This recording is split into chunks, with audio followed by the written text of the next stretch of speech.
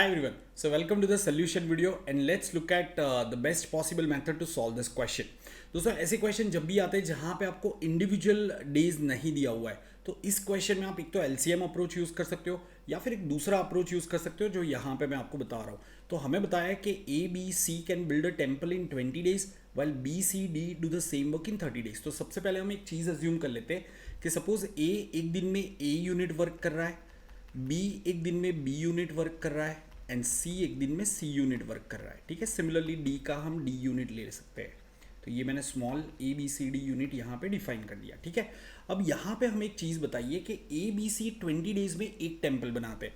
तो यहाँ पे मैं लिख सकता हूँ कि 60 days में ए कितना करेगा, 60 ए यूनिट वर्क करेगा, बी कितना करेगा, 60 बी यूनिट वर्क करेगा और सी कितना करेगा, 60 सी यूनिट वर्क करेगा.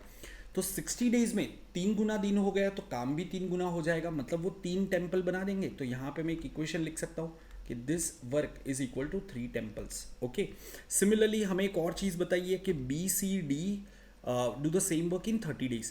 तो 60 days में बी सी डी कितना काम करेंगे, तो 60 B plus 60 C plus 60 D और ये कितना हो जाएगा. तो 30 days में एक टेम्पल बनाते तो 60 days में 2 टेम्पल्स बना देंगे. ठीक है, अब अगर मैं ये दो इक्वेशन को सब्ट्रैक्ट कर देता हूँ तो सीधा सीधा मुझे क्या मिल जाएगा, ए और डी का डिफरेंस मिल जाएगा.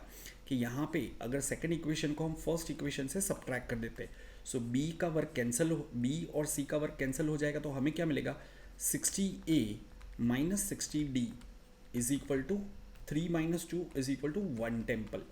तो अगर ए का 60 days का मैं वर्क लेता हूँ उसमें से डी का 60 days का वर्क सब्ट्रैक्ट करता हूँ तो जो वर्क होता है वो कितना होता है, एक टेम्पल के बराबर हो जाता है.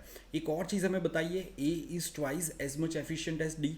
मतलब मैं यहाँ पे कह सकता हूँ कि A is equal to 2D.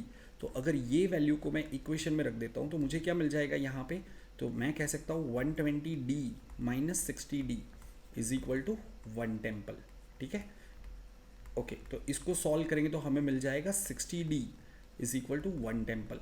इसका सिंपल मतलब ये निकलता है कि डी को पूरा टेम्पल बनाने के लिए 60 days निकलता है, क्योंकि डी का एक दिन का काम कितना है, डी यूनिट. तो 60 days का वर्क उसका 60D यूनिट हो जाएगा. तो मुझे क्या पता चला यहाँ पे, तो मुझे ये पता चला कि D take 60 days to complete the temple work alone.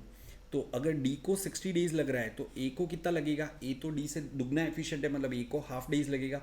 तो he must be taking 30 days to complete this work. मतलब एक टेम्पल बनाने के लिए ए को 30 days लगता है. अब अगर ये समझ में आ गया है तो आगे का पार्ट बड़ा आसान हो जाएगा. अब हमें क्या पूछा है, if A started building the temple and left after 16 days then B and C work together on it for 10 days and then left. If D takes up the remaining work how many days will he take to finish the work. मतलब जो बाकी काम बचता है वो D कितने दिन में कंप्लीट करेगा. ठीक है, तो इसको हमें सॉल्व करना है. तो यहाँ पे मैं पहले लिख देता हूँ कि हमें पता है कि डी को 60 days लग रहा है काम कंप्लीट करने के लिए और ए को वही काम मतलब एक टेम्पल बनाने के लिए 30 days लग रहा है. ठीक है, अब यहाँ पे देखो एक चीज़ हमें बताइए कि ए 16 दिन के लिए काम करता है. So A work for 16 days. ठीक है, 16 days. Then B and C work for 10 days. मतलब बी ने 10 दिन जितना काम किया और सी ने 10 दिन जितना काम किया. तो यहाँ पे मैं क्या कर सकता हूँ कि ये जो 16 है इसको ब्रेक कर देता हूँ. 16 को मैं 10 + 6 कर देता हूँ. ठीक है ना, तो ए ने पहले 10 दिन काम किया ऐसा समझ लो और बाद में और 6 दिन काम किया. अब हमें पता है कि ए बी सी 20 दिन में पूरा टेम्पल बनाते हैं. तो कहने से 10 दिन में वो कितना टेम्पल बनाएंगे, हाफ टेम्पल बनाएंगे कि नहीं.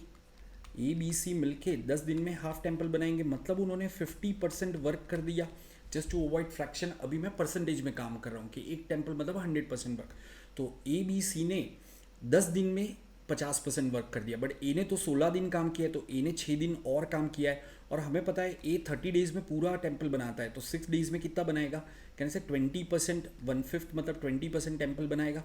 तो ए बी सी ने मिलके कितना टेम्पल बनाया, 50% + 20% मतलब 70% टेम्पल बन चुका है. अब डी को कितना टेम्पल बनाना है, तो डी को बाकी का 30% टेम्पल बनाना है.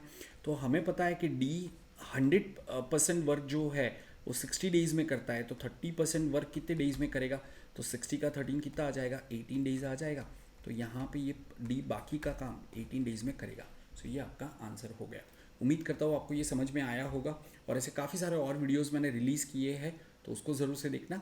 मिलते हैं नेक्स्ट वीडियो में. Till then bye bye and take care.